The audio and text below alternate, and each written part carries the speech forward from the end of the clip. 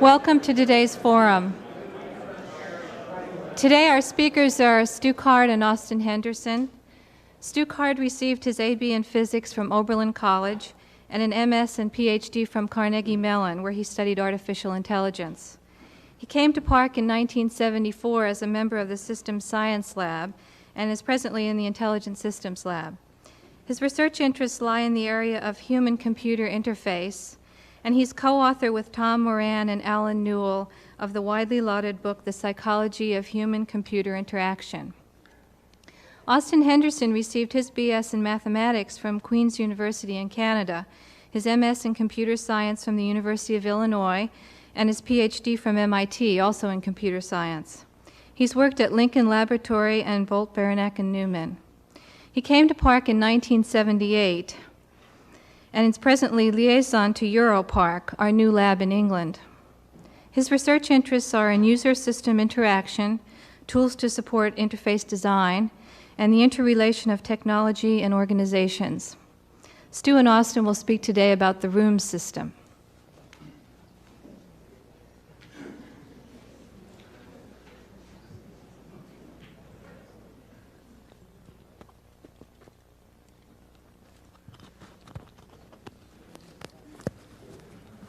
Right at the pocket level? Okay. Yep. Yes, peace. Now for something completely different. Right.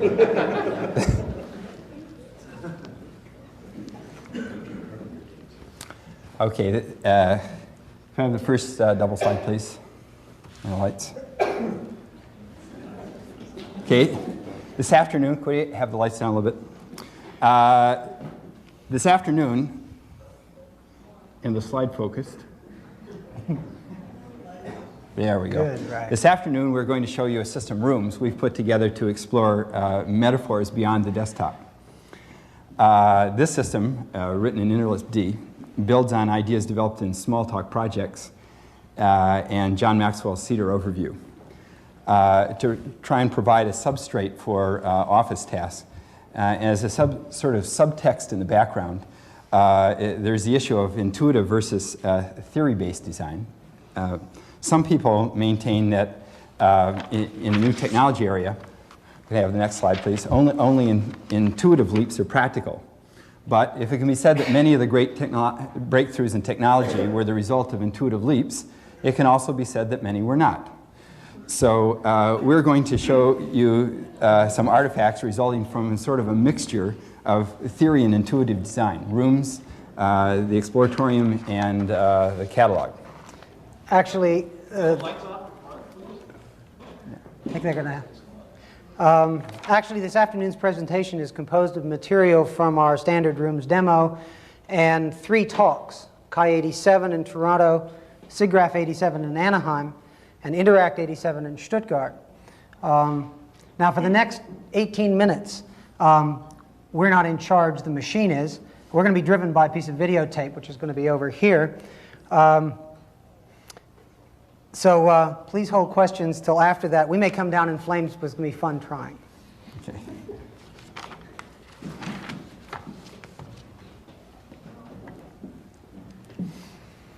You ready with the... This talk is to tell you about a system, Rooms, which Stu and I have constructed, a kind of window manager that extends or replaces the usual desktop metaphor. This is part of a larger research project on graphical interfaces. Last year at ACM Chi 86, there was a debate with Don Norman about whether the research in theory is useful for the design of artifacts. The construction of this system does try and make some use of research in theory, besides the design of a practical system. Austin and I specifically tried to understand a little bit better the nuance between theory and practical design. Several projects at PARC in the cognitive sciences began to develop a kind of paradigm that we strived for. That was first John Brown's idea. In particular, we think of projects in terms of 4 desirable ingredients: a problem, a theory, an artifact, and an entailment, a reuse of the theory for something new. And this last is important as a demonstration that you really do have some insight into nature that you can get some practical leverage out of. Now, the original problem is that Windows seem to involve a lot of user overhead. Okay, how do we analyze this? What's our theory? Well, one could try and come up with a better set of window operations, but our analysis is that the real problem is that there's just a massive resource contention right below the surface. The problem is that most intellectual tasks, like the sort we're trying to create interfaces for, just require the user to keep track of and manipulate a fairly large amounts of information. One way of trying to organize this information formally on a computer is called the computer desktop. Now, manufacturers call this a desktop, but a real desktop looks like this. Frank Halas's desktop looked like this. Okay? There's just a lot more information. When you start displaying fairly large amounts of information, this is what it looks like. As we see it, computers are all right in their place. But to get real work done, you need something like a dining room table. This slide compares the area of a dining room table. Keep at it. Office desk and computer workstation. Office desk is 22 PCs, 47 Macintoshes, 10, 11, 86 displays. A dining room table is 57 PCs and 119 Macintoshes. Now, we have a basic theory for understanding this based on the Denning working set model that comes from operating systems theory, which is, after all, just the theory of processes operating under resource constraints. Suppose we're doing a task like writing a paper on a dining room table. Well, we have enough room and we don't have to shuffle paper. If we move back to a desk, there's a little shuffling, but not too much. But if you try and do the same task on an airline tray table, then you spend all your time shuffling papers back and forth. This is like thrashing in a virtual memory operating system. Virtual memories basically work because of the locality of reference. The user is only making use of a few of the locations of memory at any one time. The references aren't randomly distributed. The same locality of reference also seems to be true of people as references to Windows. And to convince ourselves of this, we've done a number of empirical measurements of thrashing curves of people looking at Windows, debugging interlist D. This need for more space suggested an artifact which we call big screen. Big screen is built on the notion that collections of windows are basically tools, that's editors, mail browsers, etc., that users use to do tasks. The tools for a given task would tend to cluster in space, and so by thinking of the screen as a small viewport under a larger working space, sort of like the MIT data land system, related windows would tend to be visible, and there would be less overhead. What I want to do is show you the big screen system now. The windows in big screen are laid out over an area which is much larger than the actual screen of the machine. At the top is a pictogram of that area. We can shape it to be larger to see the windows and to see the wire frame, which represents the screen. We can move the wire frame around to move the screen. We notice two things. First, not all the windows should move. We wanted some of them to stay with us, that is, the screen. And so we added the notion of a frame, things that stayed with us, not moving. The second thing we noticed was that windows began to group. And they grouped around tasks that they were the tools for solving. So we provided ways of naming the locations, the names being the names of the tasks, and then permitted the user to jump to the named position, that is, jump to task. But big screen leads to a number of problems. The problem is that whenever you want to move from one task to another, there's a big search effort. This is not a trivial problem. Bannon and et al. Pointed out in Chi 83 that users don't just sit on their terminals during work. They switch back and forth among their tasks. In fact, they suggested 5 reasons for task switching. Digressing, time sharing, long wait, subtasks, snags, to which we've added 3 more. Interruptions, scheduled switches, specialized environments. Now, Bannon et al. Thought interfaces ought to be designed to support task switching, and they listed 6 issues for doing this. That interfaces ought to reduce mental load, they ought to support suspend and resume, they ought to maintain activity records, they ought to support functional grouping of activities, they ought to support multiple perspectives, and support interdependencies. We can reformulate this list in our terms as follows, that the interface ought to support fast task switching, getting there fast, getting back fast, making it easy to acquire the mental context. It ought to support access to large amounts of information, fast access to that information, low overhead in getting there. It ought to support being able to share windows among tasks, being able to share groups of windows among tasks, and being able to share task-specific windows. Actually, work in operating systems theory makes other suggestions for how to overcome this problem. Now, Bannon et al. Represented their user activity this way. Instead of interleaving tasks, further work on the reference behavior of programs shows that memory references do not occur by having references sort of float into and out of the working set. Instead, references tend to come in clusters. Now, this slide shows Bannon et al.'s chart redrawn to reflect this fact. The program accesses a number of related elements called a phase in computer science, followed by a transition to another phase. And empirical studies give data like 98% of the time a program is typically in some phase, 2% of the time in transition, but 40 to 50% of the page faults occur during that 2% of the time in transition. Well, this suggests a second artifact that we call rooms. We take the large virtual workspace that we had before in Big S, but this time we break it up into disjoint sub-workspaces. We call them rooms, corresponding to the phases. Now, each room contains a number of windows. Users will set up separate rooms corresponding to the different tasks they have to do, and we provide a fast way of transitioning back and forth between the rooms. Going to a new room is actually like preloading likely pages in an operating system instead of doing a pure demand page policy. This system is oriented towards fast task switching. Now, we do fast task switching with doors. You just select a door, like you see over here, and you go into another room. But we also need fast task resumption, and that's a back door. We need to be able to go back to the task you were just doing without having to remember what it was. And finally, you need to be able to mentally reacquire the context rapidly, and we do that by keeping everything nearly exactly the same as when you left. This is different than using icons, where everything has to be set up manually each time, or an automatic system where everything ends up in different places all the time. But there are still problems. These occur because we've split up the space. These can be summarized as interaction, navigation, and tailorability. The important point here is that our theory has helped us analyze the problem and has suggested a general solution, one that might not have been otherwise obvious. But this general solution raises a host of new problems. Some of these may not even be related to the original problem.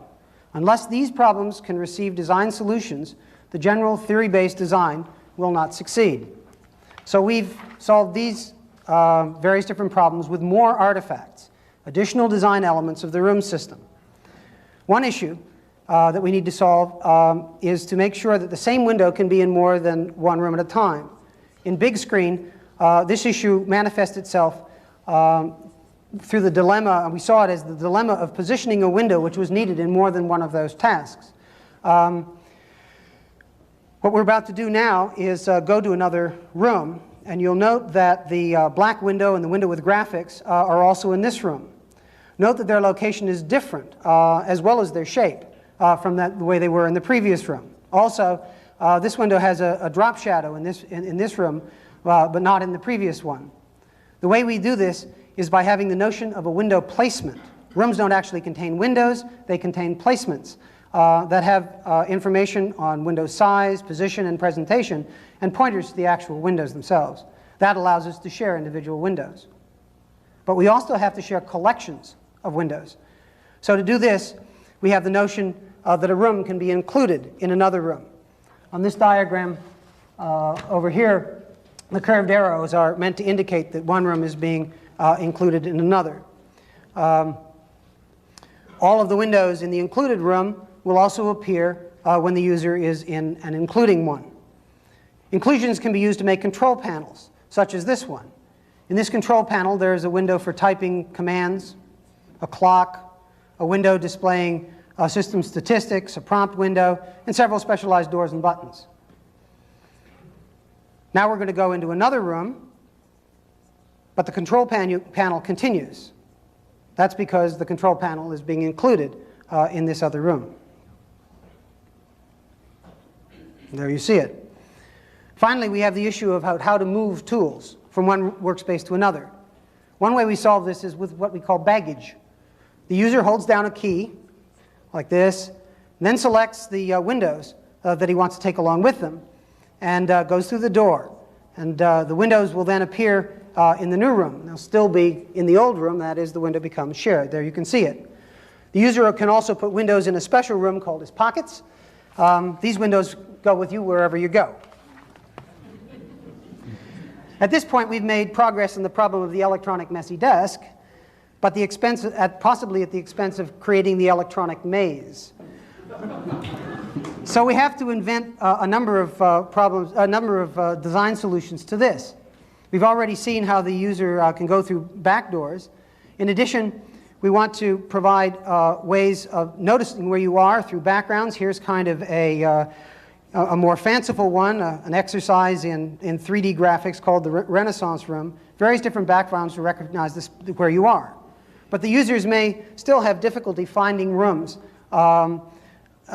if he has to know the whole geometry of the space. So we've got a couple of design solutions for that.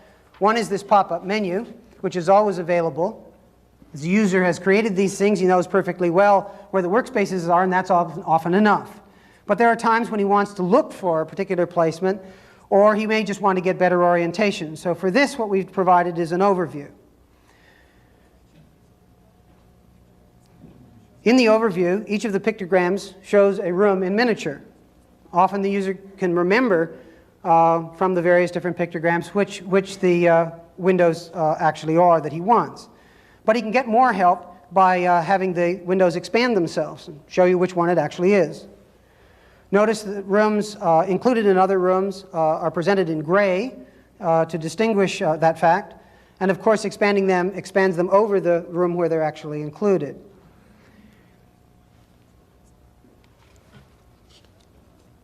We can ask more direct questions like, which rooms are included in other rooms? Where are the doors from one room to another? What's the sharing relationship between particular windows? You can see the time dimension used to flash all those windows which are different placements of the same shared window. Now, the overview, because it represents the whole space, can be used to handle the split space problem.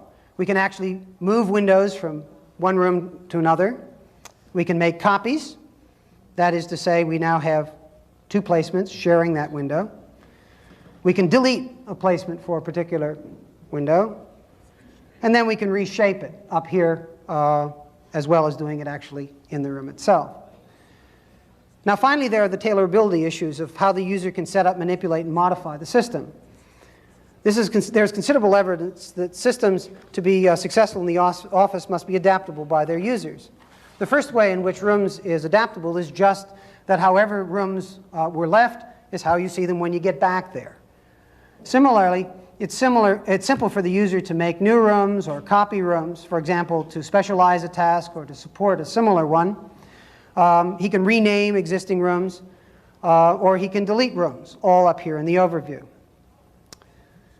Finally, up at the top of the screen, there are a set of buttons that the user can use to save and restore all his windows for safety or for reloading, or a subset for passing a description of a collection of rooms to another user. We notice that rooms actually tend to be used in three ways. Here's one of them, sort of a generic room, something like for reading mail. Instead of having icons to get opened here, the folders are already open, ready to go. Mail comes in, is automatically sorted into the folders, and then the user can read as much of the mail as he has time for. The user can tailor this just by moving things around. Secondly, there are project rooms, everything you need to do a particular task. And finally, there are kind of administrative rooms which are used to manipulate the system, do the tasks on rooms itself.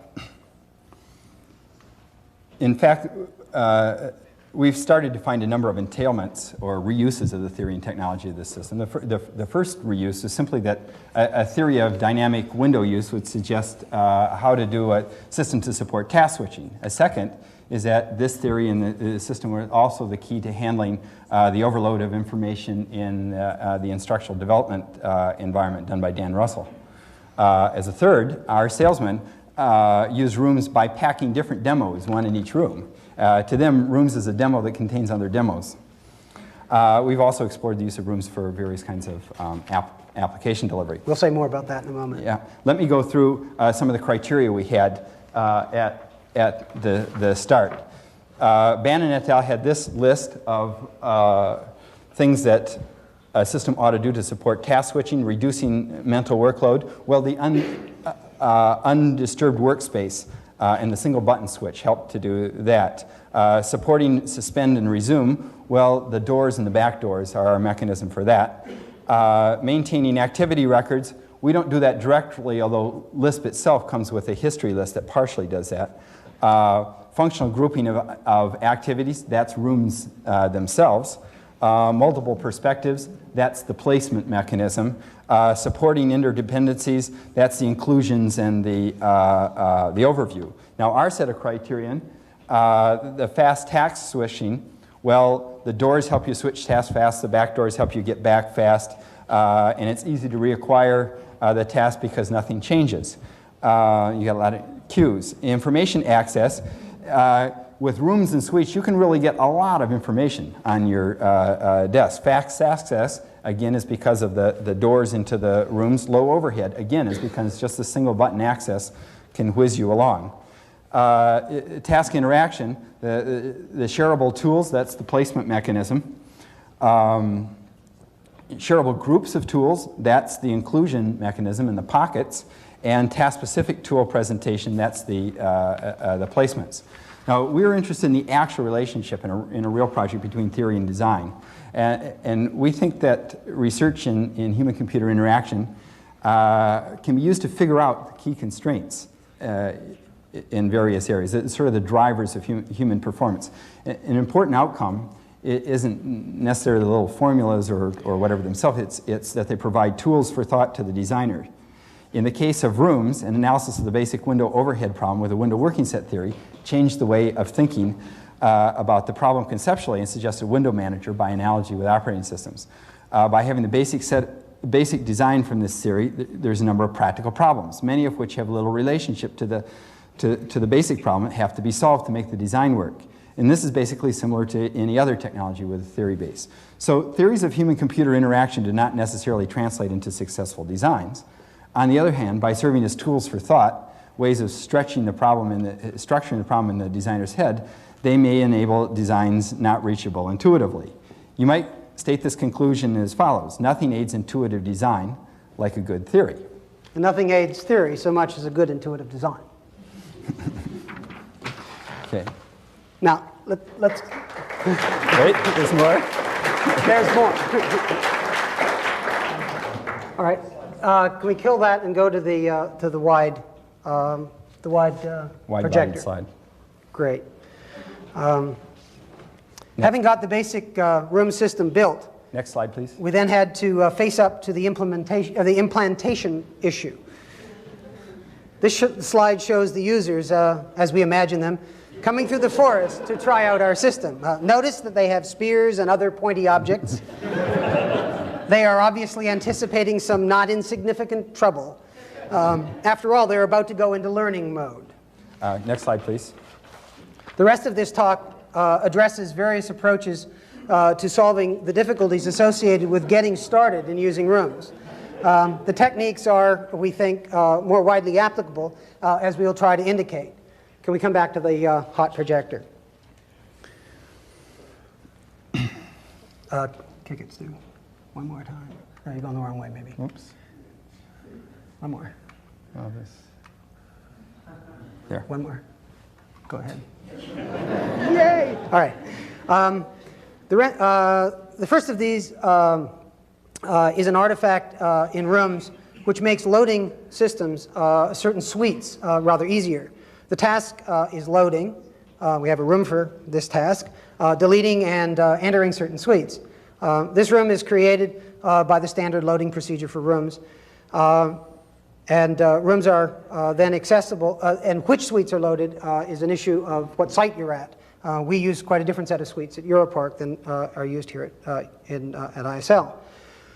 Note that the user does not have to need to know which suite files are stored on, where they're stored, nor how to invoke them from rooms, the business of going into the overview and that sort of thing, or from lists, particular funny functions.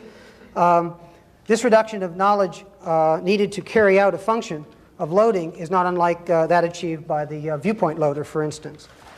The next step in learning to use rooms is then to understand the ideas behind rooms, the functions, the ways to invoke them. There is a paper manual, but we wanted to try providing the learning sort of in a context of use way. Now, around San Francisco, people know about this way of learning because they go to the Exploratorium. Experts set up situations which help people understand by experiencing a particular phenomenon. We've tried to do the same thing with rooms by creating an Exploratorium suite. Entered from the suite loader, one is presented with a sequence of rooms which build up an understanding of the room system itself. Kick it. One more. Great. These are going to be a little small to read, but I just want to give you a sense of it. This is the first room. It provides a welcome and talks about the Exploratorium itself. What's there, how to get around in it, what to do if things appear to be going horribly wrong. A footnote on graphics and navigation. All of the Exploratorium rooms use the same graphical appearance. We do that by including them, or in them, a sort of a background which does the environment, which looks the same, to remind the user where he is and to reassure him that he's still doing okay. We've copied, you'll notice, Randy Smith's alternate reality kit buttons here because we like them so much. This environment also provides the buttons for navigating around the Exploratorium. Let's take a look at the next one. Good. The first experience concerns the model of rooms itself. It's mostly reading, culminating in using a door to go to another room. The primary idea is to situate the description in an environment in which the user can test his understanding immediately. Put some meat on the bones of the description provided by watching what actually happens when you change rooms, to actually provide him with the ability to have some trouble and get out of it. This will provide a sense not only of what the notions are, but what the notions are not, essentially a crucial part of learning, we think. The next notion is doors, different kinds of doors, how to make them, how to use them.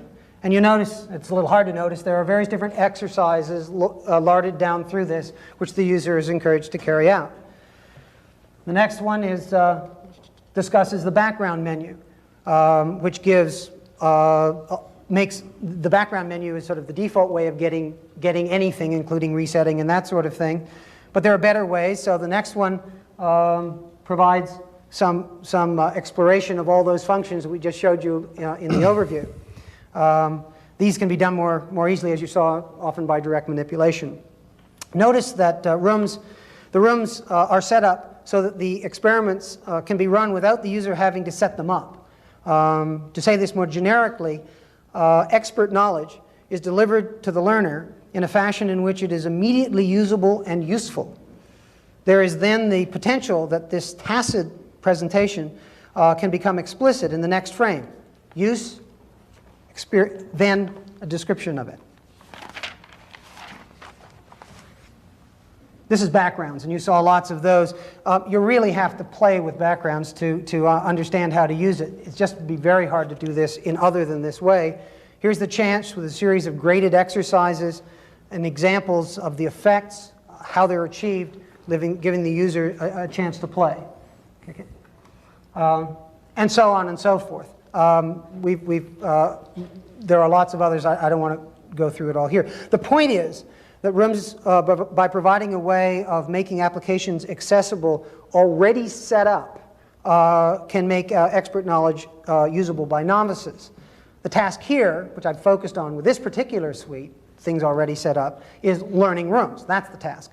But there could be many other tasks for which you have particular sets of tools which you want to present full-blown, set up, and coordinated in certain ways. Experts in using the system can set it up and then provide that to the user full-blown so that the novice doesn't have to set it up. All right. Well, let's now return to the notion of loading. Remember, that was the task that we had the suite loader for. That suite loader provides access to suites. But there's much more in rooms than just suites that you might want access to. The suite loader is also pretty primitive. Our question, can't we do better than this? What do you need? Now we know the problem. We want to provide access to the other things in rooms. It's time for more intuitive design. Okay.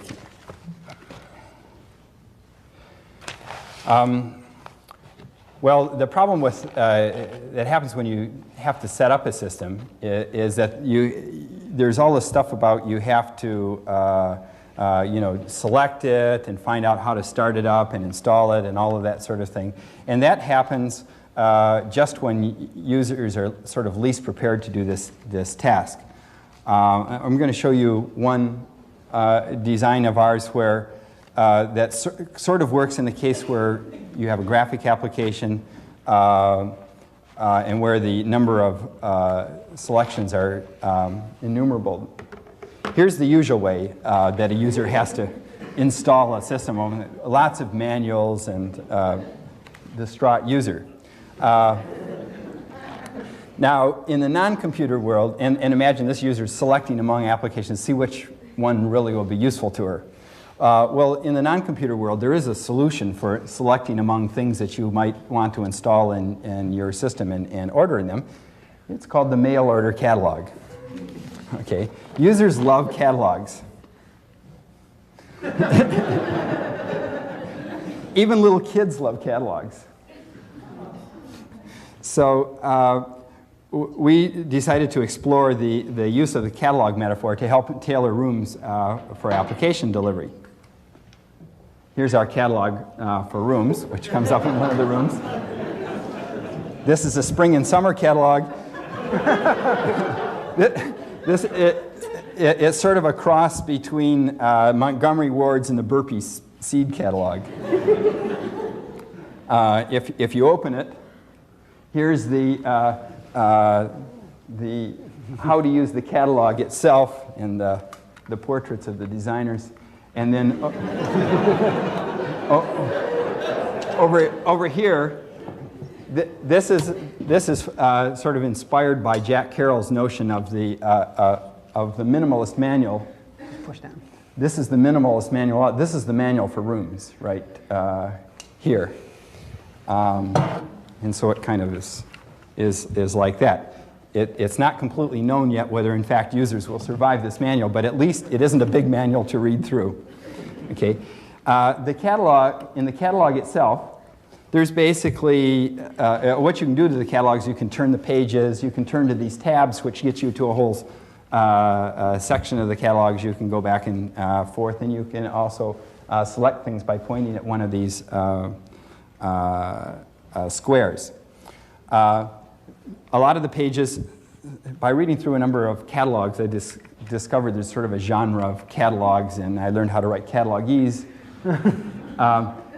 Catalogs tend to have these parts. There's sort of a little orienting part often, kind of telling you what sort of stuff is here. There's little parts that catch your eyes right away. There's little bits of descriptive text. I think this is about the maximum amount of text that a user can tolerate describing something. And then there's something you do to order the item involved. This page here tells you about ordering different suites. So instead of the user coming in and having to build up these suites one by one, he or she can just order a whole set of rooms, kawump, and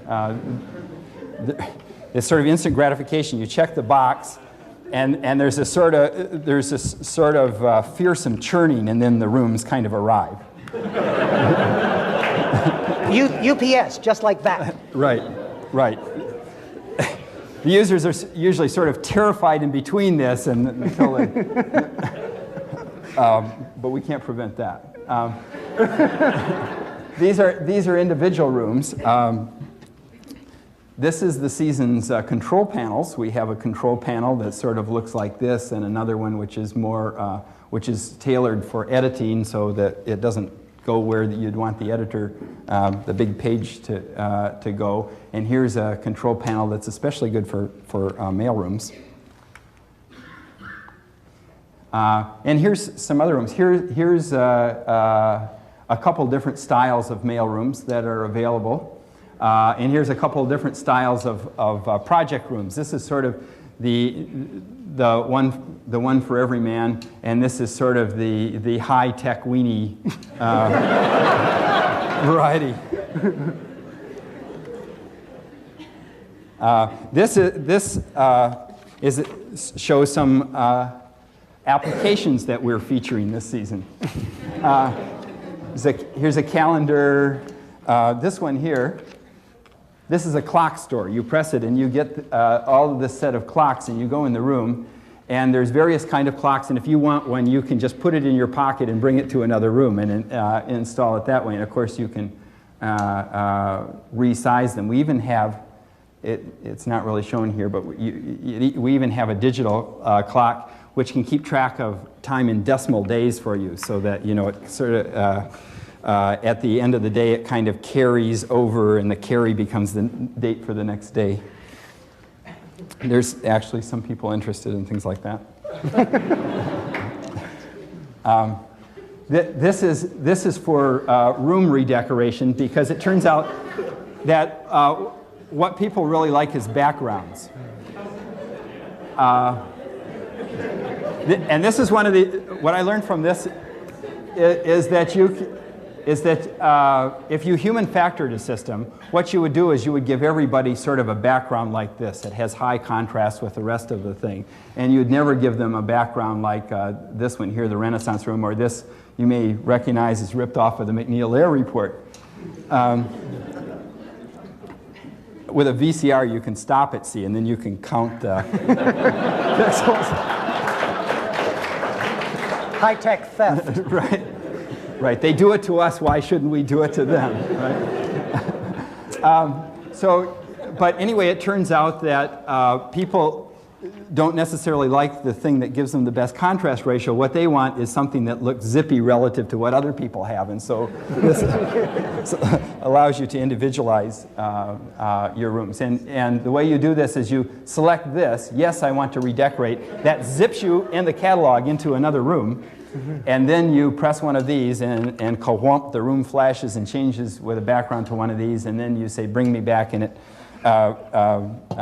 brings you back. And there's various devices, as you might imagine, to keep you from, suppose you don't want to go back, and to keep you from destroying us. And of course, if you turn the last page, what you would expect is to get to the end. So we make the metaphor go through that much. So let's summarize. The direct research issues. Can we have the double slides, please?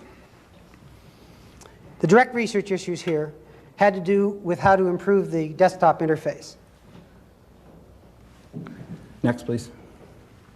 Indirectly, we're trying to understand how to do better than just intuitive design. Next, please. How to do a theory-based design. A marriage between analytical thinking and intuitive leaps. Could we focus, please? Yes. Yes, there we have the marriage. Okay. The best candidate to date derives from a suggestion of John Seeley Brown's that we focus on problem, theory, artifact, and reuse. In rooms, the goal was both to build a practical system and see what happened to us if we tried to use some theory in doing it. The problem was the window overhead. Just change this one. Yeah, right, okay. Was the window overhead.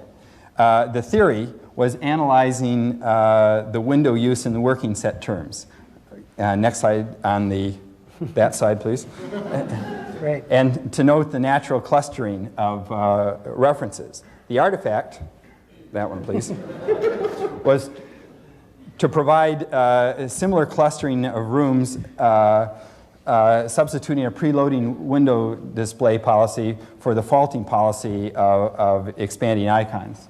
Can you do the next couple of these, please? Next one. Next one on this side, please. Okay. This, by the way, shows in the tape the overview and things of room. This wasn't the latest graphics. This shows more of what it looks like today. If we could focus it, please. Okay. The reuse part was to support task switching and hence user activity in a way better than the unaided desktop metaphor did. Actually, can we have the next one on that side, please? A similar story could be told for other PARC cognitive science projects. A number of the Ron Kaplan spelling checker, for example, has a theory and an artifact. Jeff Numberg's structure editor for English, some of Brian Smith's stuff. In some, could I have both, please? Let me just repeat the view that we come to, that nothing aids intuitive design better than a good theory. Theory gives wings to design, you might say. And, both, I want please. equal time. New theory feeds off intuitive design. Thank you very much. Next. You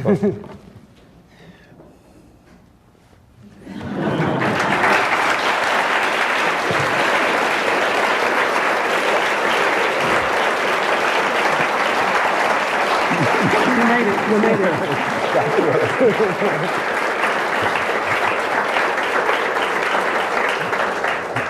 Well, just before we take some questions, I think Stu and I would like to give a big round of applause to the folks up there on the bridge of the Starship Enterprise,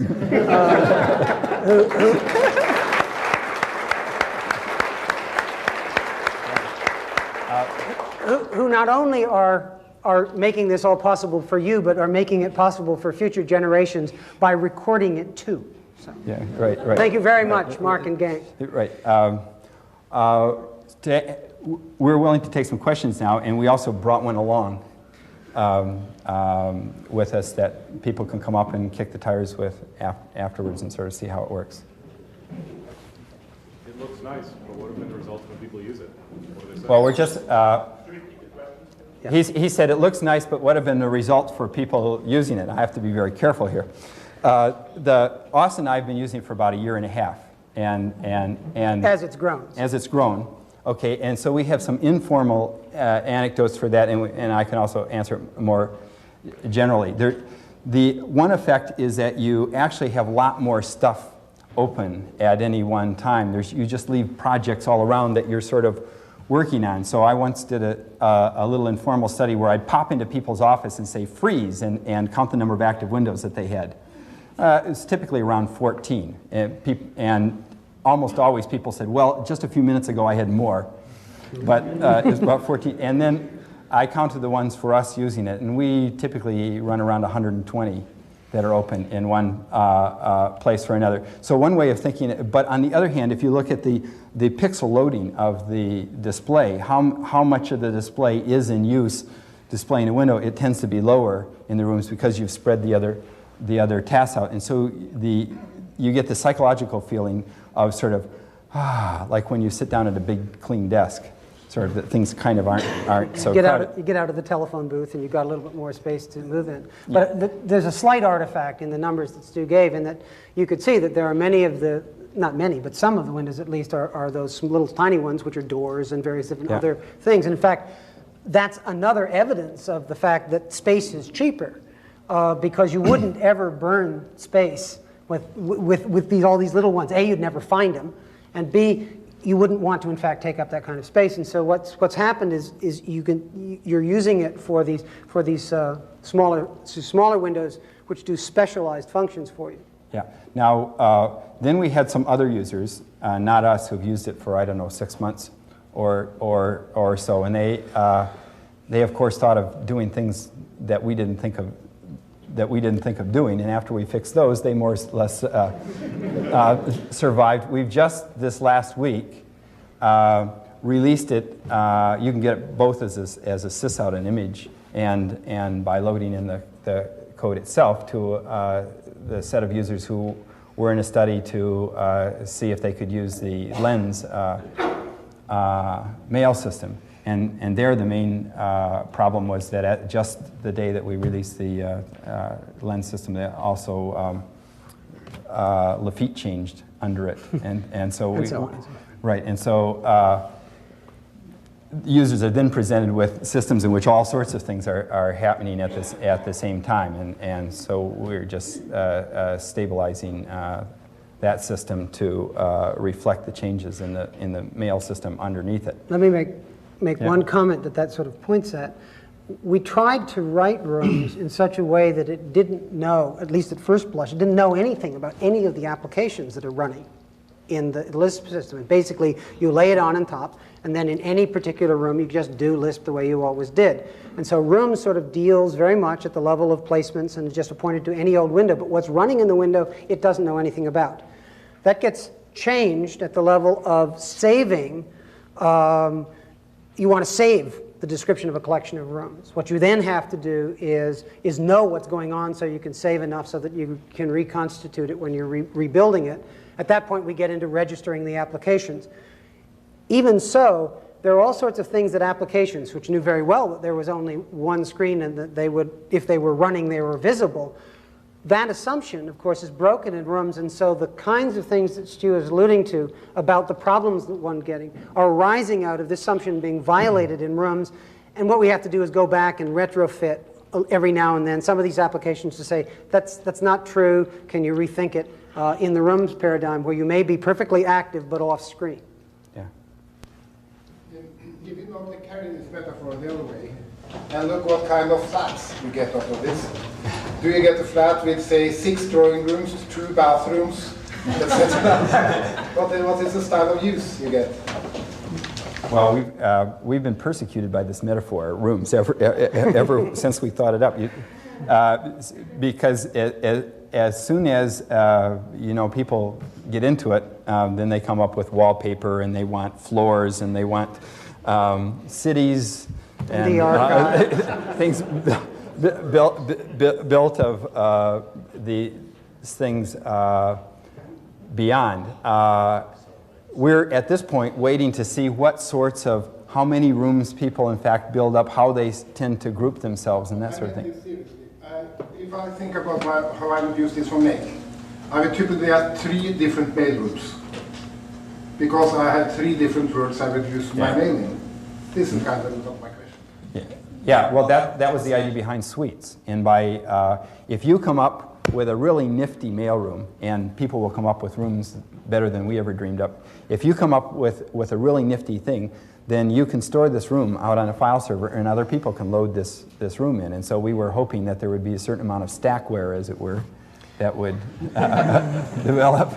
The other answer to that is that we thought originally, gee, what kind of suites would there be? What kind of rooms would there be? And there would be one for mail, and one for writing, and one for programming, and oops, I'm running out.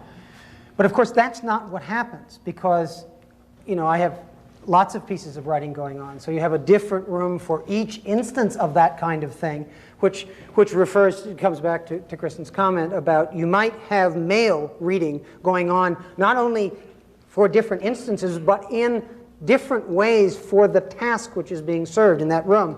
Hence the desire to be able to reshape and have the appearance of the particular tools be different, even though they are the same tool in the different rooms. I want my calendar wide open here, but quite small there. It's a question of whether it's incidental or major on the particular task. So the relationship of tool to task is the thing that the building into the notion of placement, the shape, and the positioning is intended to serve. As you build up, or the user builds up more and more rooms and complexity, are you able to maintain the throughput of a given activity or task within those rooms, or does the system eventually grind itself to a halt, such as Viewpoint does? There are certain things which, just by having many windows open in InterLisp, could tend to slow things down. You're running in a virtual memory system, so the fact of what your actual working set is going to in fact be be no worse than it was before. It's just whatever you need for this task, and in Rooms, in fact, is making that easier because you've basically got that there. But for instance, one particular thing is that there are, behind certain windows, particular processes. Lisp is a multiprocess system. And by having a lot of these other rooms sort of ready to go, in fact, running while they're off screen, you can, in fact, burn up process space, and that, of course, you see in terms of it slowing down. That's the kind of place where if you then go back in and tailor applications to say when you're off screen, don't run, and then how you feed that back is sort of some of the continuing research that has to get done in how to really live with this metaphor.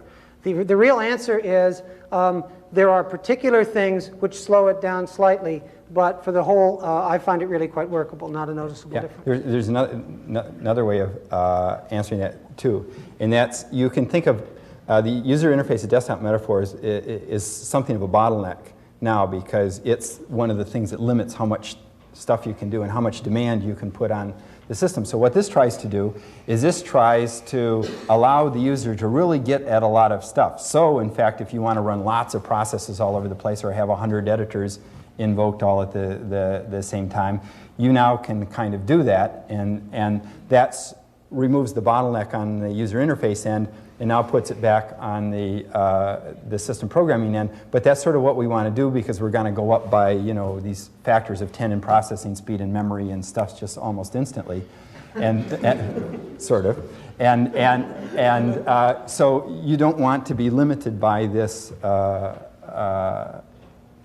thing, but it depends on what you do. Yeah, and that really brings back to the way you phrased the question, and I realized that I took the narrow view. The broader view is what is determining throughput? Well, what the user has to do.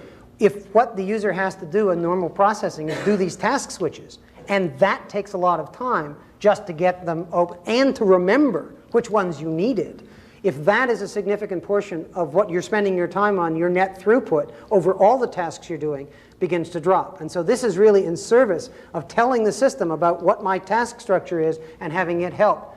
Net throughput can go up because you reduce the overhead of doing the task switch. Yeah. What will be the availability of, one, the videotape you just made, and two, papers that you published on this subject? Well, there are 3 papers, and they are available. They're in the open. They're in the literature at the moment. They are the ones in the conferences we talked about. No, actually, the major paper is in Transactions on Graphics, which is actually labeled July '86, although it came out in July '87. It's a recent version of yes, the latest one, exactly. In terms of the videotape, you'll have to, I mean, this is an open forum. PARC will undoubtedly make that videotape available, but you'll have to talk to the public relations people here at PARC. Uh-oh, there's a Rooms user who wants to ask a question. Reality's about to strike, folks. Brian? Well, look, even though it was identified, just to comment on the thing about what it's like to use this, I've been using this for about a month. I went back to using only a single screen, right? And I had the same feeling of absolute constriction that we used to feel when we went back to 24 by 80 lines on an IBM PC. So I like that reality. Would you like to have equal time to the other side? No, my question was this. It's lonely living in a big house by yourself. And the question is, do you have anything to say yet about sharing rooms, not in the sense of sharing suites, which are just sharing types of rooms, but actually having a room in common where someone else is doing some work and you can go, I mean, it interacts with collab stuff. Yeah.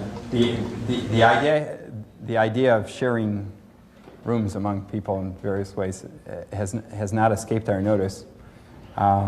We were told in an open forum not to say much about it, though. That's our... I mean, another way to answer it is that the simple way, without interacting with actually having 2 people share the same thing in real time, is to think of the shared room more like an elevator, which is either there or there, and then you pass it back and forth somehow. That sort of thing is potentially doable. I don't know of people actually doing it at the moment. Yeah. Well, I was wondering about the role of names. The rooms rooms have names, how much are they used to know which room you're in or to get to a room, or do you not use names at all? That was the key observation of the system, actually, is that in the big S thing that Austin talked about, there was this big task of trying to get from one pile of stuff like your mail to another pile of windows.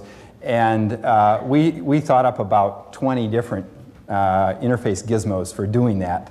And the only one that ever worked was a pop-up menu with the names on it. And that's because in this task switching, after all, these are your tasks, and so this is sort of a space that you know, the most natural way to go from one to the other was through conceptual space. You know, you think of my mail or something like that. And so the names actually, because they're the connection there, they actually work pretty well. Now, if you can't remember the names, there's always the overview in which you can sort of find the thing. And we haven't had people have 1,000 rooms or something yet to where they need to index it. So the doors all have the names of the room. Right. That's right. Right. Back? Mechanism for a process in one room to send a message to you in another room? Sorry, what's the question? Do we have a mechanism? For a process in one room to send a message to you in the other room. You don't actually need it because at least as far as interlist D is concerned, you know, everything is just sort of running there at one time. The only issue is whether you have a window up in your room in order that can receive that that message. Which tends to lead to taking applications which have a whole bunch of stuff and have an area where they're roughly talking to you. Here's the speaker window. Splitting that apart so you can have the speaker window independently and sharing it, okay, between two rooms, leaving most of the stuff that you're going to actually do the work here, and then you share the window. So they talk here off stage, but also on, and then you can see what's going on. So you do it using the ability to share particular windows, but you have to, in fact, crack the application apart to do that right first. Is this already becoming a product in the... Well, we've been talking to a couple product organizations. So there may be some movement. I'm a Cedar desktop user, and that's sort of a precursor to some of these ideas. Yeah. Yes. And one of the very disconcerting things is, along the lines of what he was asking, is to have my wallet icon pop up out of my mail desktop into another desktop where I'm doing other work, not mail related. I don't care about this other activity that happened with my mail, and it suddenly appears out of nowhere and splashes at me. It's very disconcerting. So it's an important issue. How to send these signals. Yeah. And we'll make sure that others don't get sent. Yeah. Well, again, it's the same mechanism. If you choose not to have that signaling window, at least in our system, there it won't automatically appear within any particular room. Whether that's what you want or not is a matter of continued understanding about how it is you and the machine converse about these multiple tasks that you and it are engaged in. Yeah. See, you think of this system as an attempt at doing a step towards application management, you know, where you have lots of different applications and stuff up. And so there's sort of a set of regimes to be explored about how applications could interact through the mechanism. They can interact right now in simple ways, but there's lots of options for how you would make them go. And the most difficult thing from the point of view of actually building such a system is it's like coming on later with the framework after all of the buildings are sort of built and trying to organize it. It is that there's things, given the existence of such a system, applications would then exploit that for interacting in various ways. But there's all sorts of possibilities to try at this point.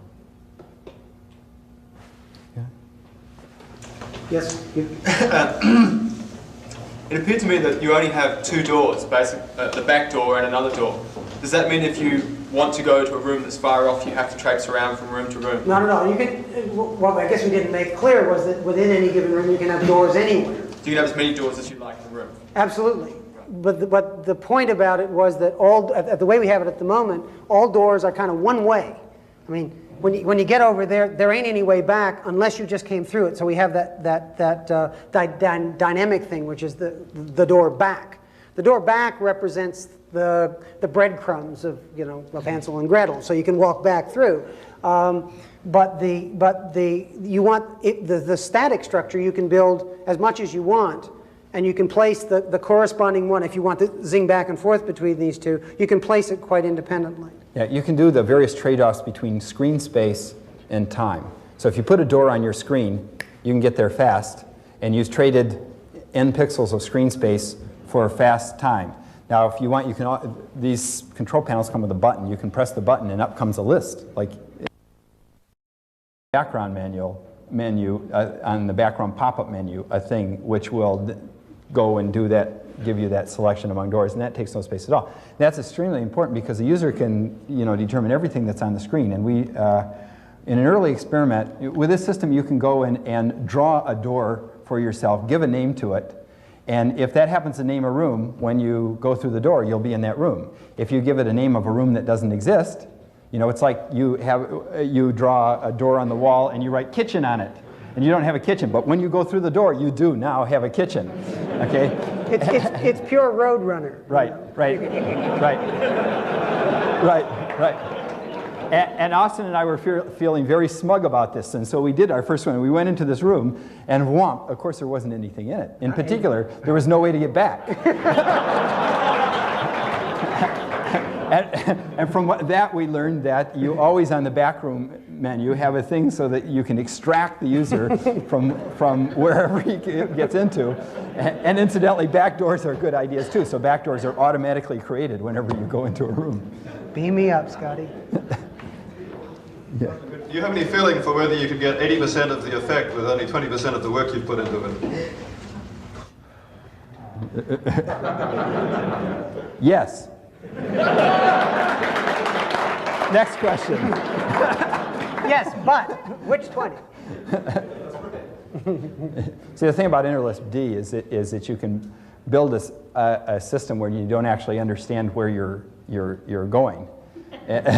And having built it, then you can, of course, build the same system again with only 20% of the effort. But it's amazing in these metaphors. You put something over here and you put something over there, and all of a sudden it's changed everything around in very, like suppose we made the pictograms suppose we made rooms recursive. Okay, so that you'd have rooms within rooms, and that seems like sort of a good idea. Let's hack it in. And then you discover you've completely changed the topology of everything, and you're going to be there for a long Yeah, the other thing, the other way to answer the question I realized a little bit more carefully is 20% of the work we put in. Of course, you could build the whole thing for that, because you now understand the ideas. It's taken that long. I mean, the whole business of going around the loop and understanding what the issues are and playing with the new metaphors is what research is about. Okay, but then the issue of 20% of the work it would take to build it again, could you get 90% of the hit? Yes. Which 90%? Work to do.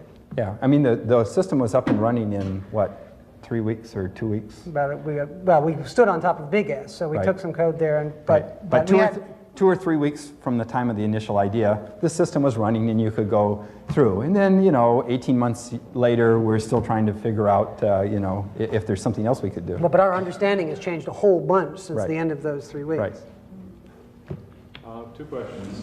A few minutes ago, somebody asked a little bit about hardware resources. I'm not familiar with that workstation. What are the hardware resources that are required to run this effectively? The second question is a little more detailed. The baggage metaphor seems a little confusing to me, because in general, when I take baggage home from another, I have to copy it. That's true. Actually, we have a pair of ways of doing that. You can take it with you, or you can copy it with you.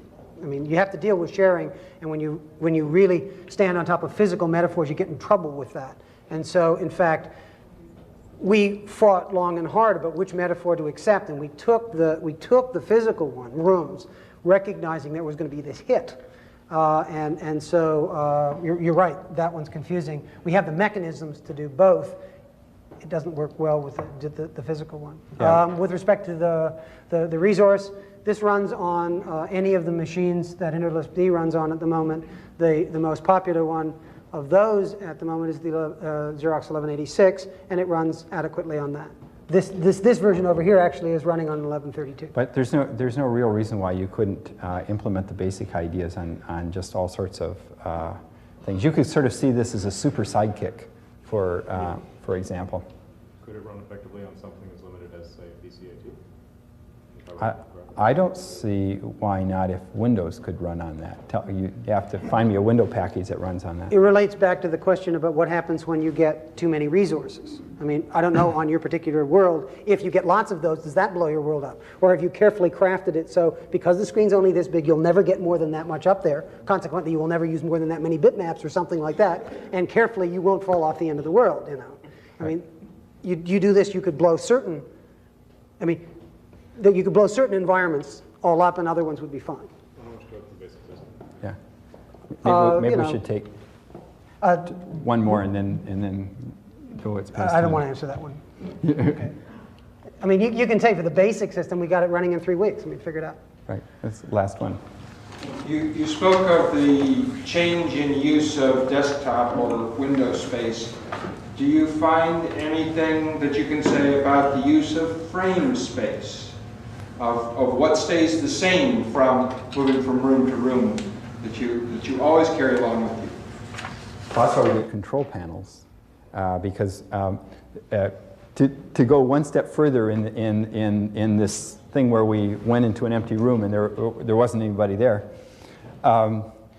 we also discovered from that sort of like being in an airplane, you know, if you take off from the airport, sure enough, if you look out the window, the scene changes and everything. That's the way it should be.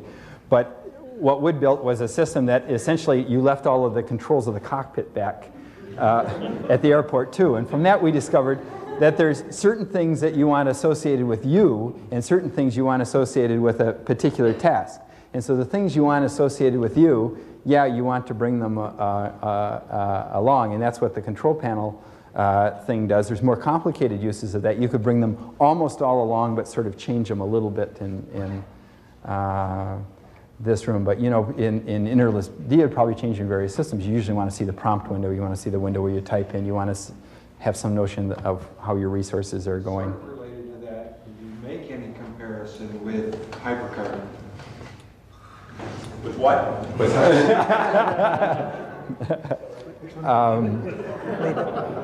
no.